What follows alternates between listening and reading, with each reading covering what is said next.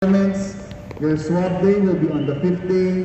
Release is upon the release of your Bureau of Quarantine certificate and result.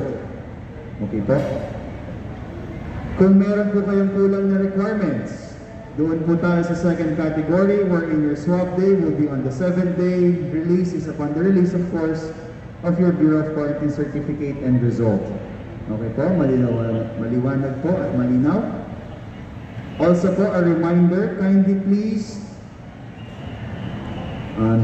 yung po mga PhilHealth number natin. Importante po yung mga PhilHealth number natin dahil kung wala pa tayong PhilHealth number, magbabayad po tayo ng swab test which is 2,800 po.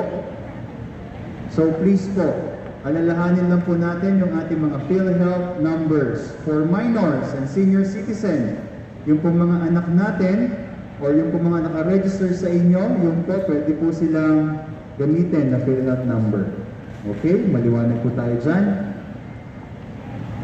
So, paano po ba yung process natin? First step po, dito po tayo sa ating Bureau of Quarantine for your validation. Paki-ready po yung inyong mga certifications, vaccination cards and vaccination certificates, especially yung pong mga One Health Pass po ninyo. Once you're done in validation of the One Health Pass, dito naman po tayo sa second step on the OFW para po sa inyong mga hotel. Paki-ready po ulit yung inyong mga One Health Pass barcode. Once you're done, straight lang po on the edge or sa dulo, turn left going down to immigration. Pababa po. Okay? Once you're done with the immigration, please do not forget to turn right to collect your luggages. Customs, exit, sakay po ng bus. Okay? Yun lamang po ang ating proseso. Again po, maraming po salamat sa inyong mga serbisyo at sakripisyo. Mabuhay po kayong lahat. Maraming salamat po.